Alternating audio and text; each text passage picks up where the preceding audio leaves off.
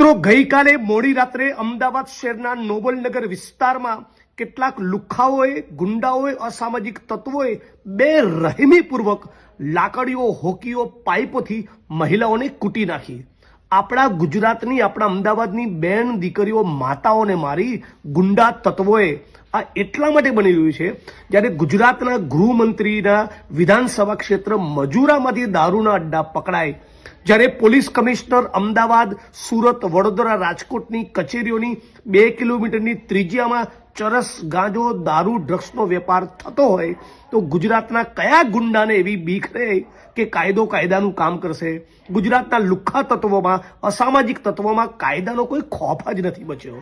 છેલ્લા થોડાક સમય પૂર્વે, ગયા વર્ષે તો 3 મહિના એવો સમયગાળો હતો, 100 દિવસનો, જ્યારે અમદાવાદના શહેરમાં લગભગ 55 મર્ડર થયા હતા.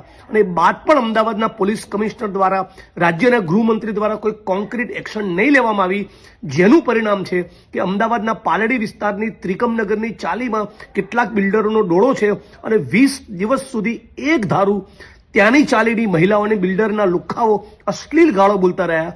એનું જ પરિણામ છે કે નોબલનગરમાં ગઈકાલે આપણી બેન દીકરીઓ, માતાઓને ગુંડાઓએ, લુખ્ખાઓએ જાહેરમાં છડેચોક બેફામ મારી. પોલીસ કમિશનર અને રાજ્યના ગૃહમંત્રી તાત્કાલિક આ મુદ્દે પોતાનો ખુલાસો આપે અને ગૃહમંત્રીએ તો વિધાનસભાના મંચ ઉપર સ્ટેટમેન્ટ કરવું જોઈએ કે અમદાવાદમાં, સુરતમાં ચાલી રહ્યું છે શું.